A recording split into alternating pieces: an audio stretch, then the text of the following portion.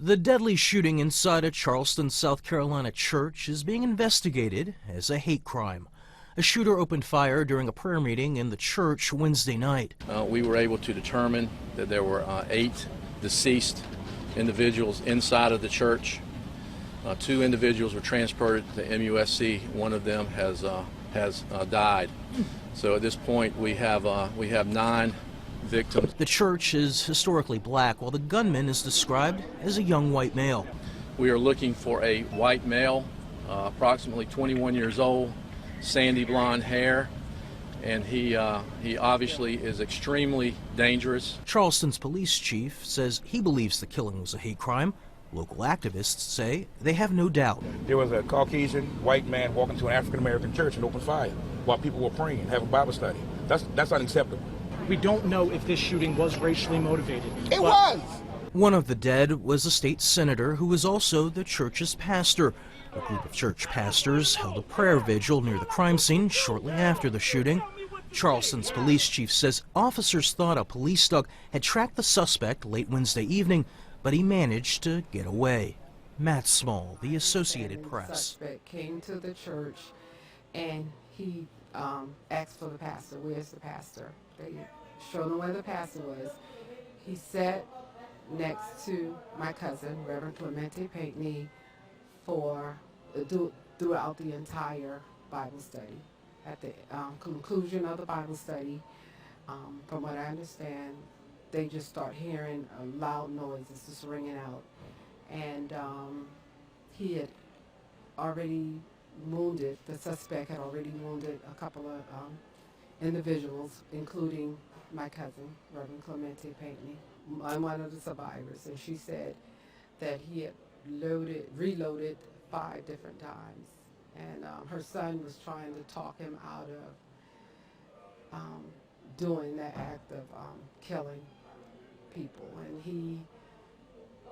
he just said, I have to do it. He said, you rape our women and you're taking over our country. And you have to go. At 9:05 this evening, we received a call of a shooting that had occurred at the church here on Calhoun Street. When officers arrived, they found a number of victims inside, and we had also individuals that were transported to the MUSC Emergency Trauma Center. We were able to determine that there were 8 deceased individuals inside of the church. 2 individuals were transported to MUSC. One of them has died. So at this point, we have 9 victims in this heinous crime that has been committed. We are looking for a white male, approximately 21 years old, sandy blonde hair, and he obviously is extremely dangerous. People in prayer on a Wednesday evening, a ritual, coming together, praying and worshiping God, to have a awful person come in and shoot them is inexplicable, obviously the most intolerable and unbelievable act possible. I do believe this was a hate crime. Is that why the FBI is here? Is it being investigated as a hate crime? It will be investigated as a hate crime, but the FBI would be here regardless because of the size and scope of the investigation, and they're our partners, and they would be here to help us regardless, but they're here for that specific person also.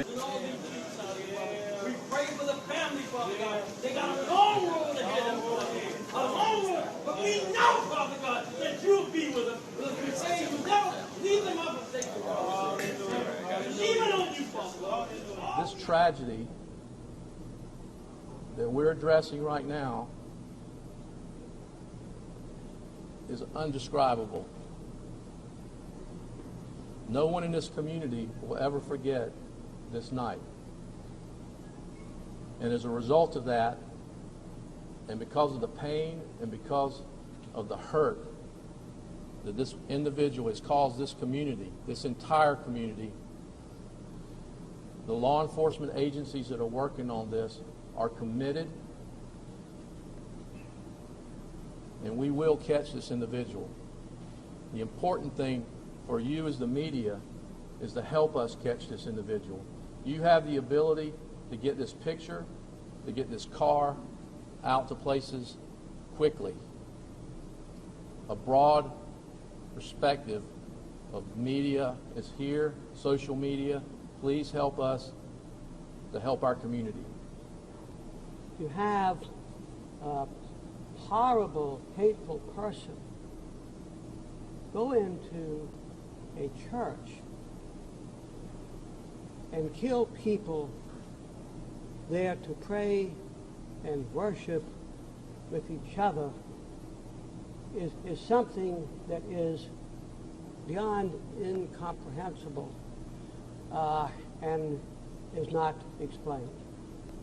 But this is what we can do. Now, we can catch this no good, horrible person and see that he pays the price. And then what we will do, and what this community has always done, is we're going to put our arms around that church and that church family. You will see an outpouring of love and assistance and kindness and help. And these people, these citizens, these families, and the Chief and I met with them last night and hugged as many as we could. There were probably a couple of hundred in there, families and friends, and weeping and distraught.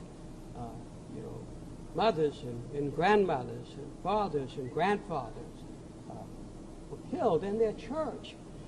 And we extended to them for our community. And we will work to heal them and love them and support them and that church as long as we live.